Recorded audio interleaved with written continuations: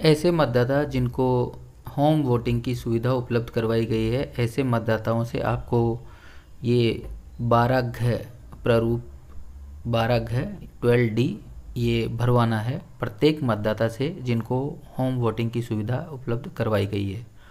Home voting में वो मतदाता शामिल होंगे जिनकी उम्र 80 प्लस है या वो PWD है यानी विकलांग है, और विकलांगता की जो श्रेणी है वो उसकी डॉक्टर द्वारा उनके पास सर्टिफिकेट होना चाहिए जो 40 या 40% से ऊपर होना चाहिए विकलांगता का जो सर्टिफिकेट है वो।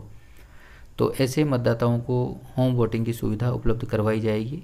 80 प्लस में भी ऐसे मतदाता जो भौतिक सत्यापन करने पर ये पाए जाते हैं कि वो खुद चलकर पोलिंग बूथ तक आकर अपना मत कास्ट नहीं कर सकते, उनको ही होम वोटिंग की सुविधा उपलब्ध करवाई जाएगी। ऐसे मतदाताओं को आपको यानी BLO को उनके घर जाना है और मतदान से पहले आपको ये प्रारूप 12 घ 12D भरवाना है।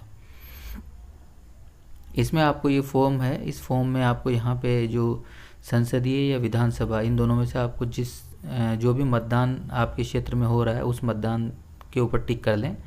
जैसे कि संसद के हो रहे हैं या विधानसभा के तो उस पर टिक कर लें, और उस विधानसभा का जो क्षेत्र है वो आप भरें कि विधानसभा का नाम क्या है और उसका क्रमांक क्या है। उसके अलावा सहायक रिटर्निंग ऑफिसर जो वहाँ रिटर्निंग ऑफिसर है वो आप यहाँ भर दें, कौन से एरिया में आपका वो रिटर्निंग ऑफिस है, उसका नाम, पदनाम, पता।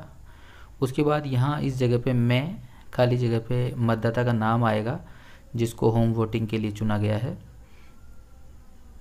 उसके पिता का नाम, या स्त्री है तो पत्नी लिख दें या फिर पुत्री जो भी है। निवासी वो किस जगह का है, मोहल्ला, शहर, नगर और ज़िला, ये सब सारे भरें। और वो किस विधानसभा क्षेत्र का है यानी निर्वाचन क्षेत्र क्या है। यहाँ पे आप लोकसभा विधानसभा दोनों में से किसी एक को टिक करें जो भी आपके क्षेत्र में मतदान हो रहा है जिसका भी।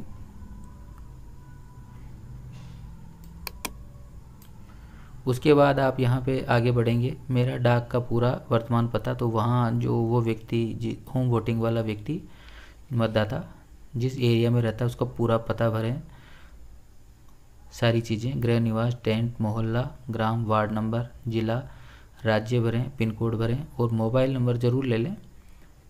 और उसके बाद यहाँ देखें मेरा नाम, खालिस्तान, संसदीय या विधानसभा निर्वाचन क्षेत्र की निर्वाचक नामावली के भाग संख्या इतने में क्रम संख्या इतने पर दर्ज है, यानी कि उसका जो निर्वाचक क्षेत्र है वो और भाग संख्या कौन सी है वो, और वो भाग संख्या जो उसकी मतदाता सूची उसमें कौन से नंबर पर उसका नाम है वो नंबर यहाँ दर्ज करें, क्रम संख्या, बाकी ये क्रॉस कर दें।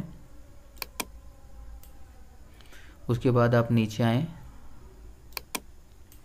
यहाँ पे आप वो दर्ज करें कि वो किस कैटेगरी में है। अगर वो 80 प्लस की आयु के हिसाब से होम वोटिंग के लिए उसको चुना गया है तो आप यहाँ पे एज भर दें और बाकी सबको काट दें और आगे बढ़ें। और अगर यदि वो PWD है तो यहाँ एज भरने की, उम्र भरने की ज़रूरत नहीं है, और दिव्यांग व्यक्ति हूँ इसके ऊपर क्लिक कर दें, इसके ऊपर टिक कर दें, और मैं मतदान करने के लिए केंद्र पर जाने की स्थिति में नहीं हूँ, और ये अनुरोध है कि मुझे उपरोक्त निर्वाचन के अनुपस्थित मतदाता के डाक मतपत्र जारी किया जाए।